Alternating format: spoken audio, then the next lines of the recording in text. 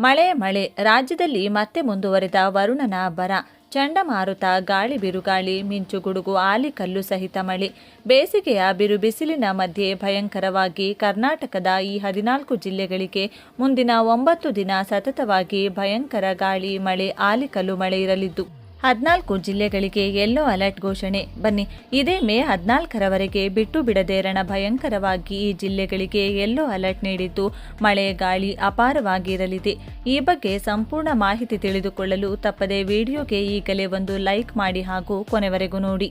ಸತತ ಉರಿ ಬಿಸಿಲಿನಿಂದ ತತ್ತರಿಸಿದ್ದವರಿಗೆ ಭಾರತೀಯ ಹವಾಮಾನ ಇಲಾಖೆ ಗುಡ್ ನ್ಯೂಸ್ ನೀಡಿದೆ. ಈ ವರ್ಷ ಮಳೆಗಾಲ ಯಾವಾಗ ಆರಂಭವಾಗಲಿದೆ ಎಂದು ತಿಳಿಸಿದೆ. ಈ ಬಾರಿ ಬಿಸಿಲು ವಾಡಿಕೆಗಿಂತ ಮೊದಲೇ ನೆತ್ತಿ ಸುಡಲು ಆರಂಭವಾಗಿತ್ತು. ಫೆಬ್ರವರಿಯಲ್ಲೇ ಗರಿಷ್ಠ ತಾಪಮಾನ ಕೆಲವು ಭಾಗಗಳಲ್ಲಿ 35 ಡಿಗ್ರಿ ದಾಟಿದ್ದು ಇದೆ.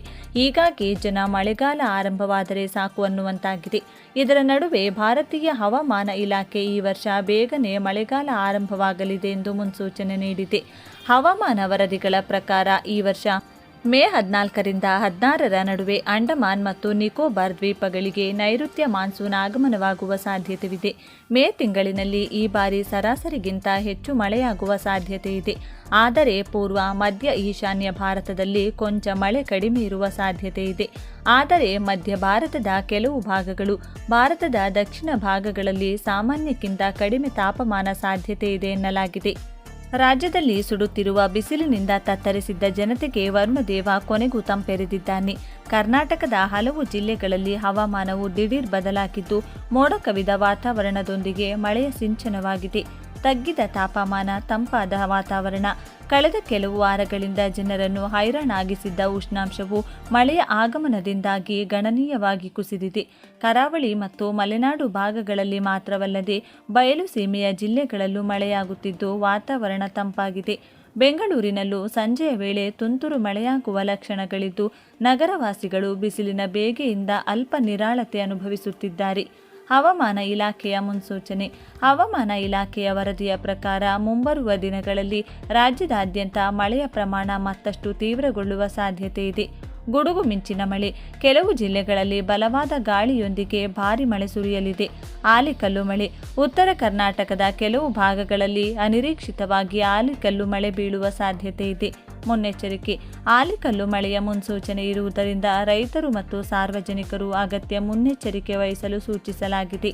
ರೈತರಲ್ಲಿ ಆತಂಕ ಮತ್ತು ನಿರೀಕ್ಷೆ. ಮೇ ತಿಂಗಳ ಅಂತ್ಯದ ವೇಳೆಗೆ ಮುಂಗಾರು ಪೂರ್ವ ಮಳೆ ಅತಿ ಹೆಚ್ಚು ಸಕ್ರಿಯವಾಗಲಿದ್ದು ಬಹುತೇಕ ಜಿಲ್ಲೆಗಳಲ್ಲಿ ಭಾರೀ ಮಳೆಯಾಗುವ ಮುನ್ಸೂಚನೆ ಇದೆ. ಈ ಮಳೆಯು ಬತ್ತಿ ಹೋಗುತ್ತಿರುವ ಜಲಮೂಲಗಳ ಮರುಪೂರಣಕ್ಕೆ ಸಹಕಾರಿಯಾಗಲಿದೆ. ಆದರೆ ಬೆಳೆ ಕಟಾವಿನ ಹಂತದಲ್ಲಿರುವ ರೈತರಿಗೆ ಆಲಿಕಲ್ಲು ಮಳೆ ಮತ್ತು ಬಿರುಗಾಳಿಯು ಹೆಚ್ಚಿನ ನಷ್ಟ ಉಂಟು ಮಾಡುವ ಆತಂಕವನ್ನು ಮೂಡಿಸಿದೆ.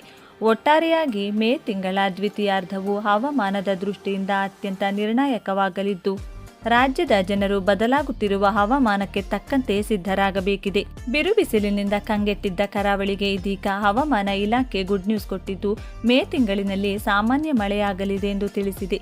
ಈಗಾಗಲೇ ಬೆಂಗಳೂರು ಸೇರಿದಂತೆ ಹಲವು ಜಿಲ್ಲೆಗಳಲ್ಲಿ ಮಳೆಯಾಗುತ್ತಿದ್ದು ಇದೀಗ ಮೇ ತಿಂಗಳಿನಲ್ಲಿ ದೇಶದಾದ್ಯಂತ ವಾಡಿಕೆಗಿಂತ ಹೆಚ್ಚಿನ ಮಳೆಯಾಗುವ ಸಾಧ್ಯತೆ ಇದೆ ಎಂದು ಭಾರತೀಯ ಹವಾಮಾನ ಇಲಾಖೆ ಮುನ್ಸೂಚನೆ ನೀಡಿದೆ. ಮೇನಲ್ಲಿ ಸುರಿಯುವ ಮಳೆಯು ದೀರ್ಘಾವಧಿಯ ಸರಾಸರಿಗಿಂತ 110%ಕ್ಕೂ ಹೆಚ್ಚಿನ ಪ್ರಮಾಣದಲ್ಲಿ ಇರಲಿದೆ ಎಂದು ಅಂದಾಜಿಸಲಾಗಿದೆ. ಮಳೆಯ ಜೊತೆಗೆ ಗಾಳಿಯ ವೇಗ ಗಂಟೆಗೆ 40ರಿಂದ 60 ಕಿಲೋಮೀಟರ್ ಇರಲಿದೆ. ಮಳೆಯಿಂದಾಗಿ ಉತ್ತರ ಭಾರತ ಮತ್ತು ಮಧ್ಯ ಭಾರತದ ಹಲವು ಭಾಗಗಳಲ್ಲಿ ತಾಪಮಾನ ಇಳಿಕೆಯಾಗಲಿದೆ. ಪಶ್ಚಿಮ ಬಂಗಾಳ, ಸಿಕ್ಕಿಂ, ಈಶಾನ್ಯ ರಾಜ್ಯಗಳಲ್ಲಿ ಮೇ 5ರವರೆಗೂ ಗುಡುಗು ಸಹಿತ ಮಳೆಯಾಗಲಿದ್ದು ಪ್ರವಾಹ ಪರಿಸ್ಥಿತಿ ಎದುರಾಗಲಿದೆ ಎಂದು ಇಲಾಖೆ ಹೇಳಿದೆ. ರಾಜ್ಯದಲ್ಲಿ ಪ್ರಮುಖವಾಗಿ ದಕ್ಷಿಣ ಕನ್ನಡ, ಉಡುಪಿ, ಉತ್ತರ ಕನ್ನಡದ ಕೆಲವು ಭಾಗಗಳಲ್ಲಿ ಸಾಮಾನ್ಯ ಮಳೆಯಾಗಲಿದ್ದು ಉತ್ತರ ಕರ್ನಾಟಕದ ಜಿಲ್ಲೆಗಳಾದ ಗದಗ, ಬಳ್ಳಾರಿ, ರಾಯಚೂರು, ಕಲಬುರಗಿ, ವಿಜಯಪುರವನ್ನು ಒಳಗೊಂಡು ದಕ್ಷಿಣ ಭಾಗದ ಚಿಕ್ಕಮಗಳೂರು, ಚಿಕ್ಕಬಳ್ಳಾಪುರ, ಬೆಂಗಳೂರು ಸೇರಿದಂತೆ ಬಹುತೇಕ ಜಿಲ್ಲೆಗಳಲ್ಲಿ ಸಾಮಾನ್ಯಕ್ಕಿಂತ ಹೆಚ್ಚಿನ ಮಳೆ ಸುರಿಯಲಿದೆ.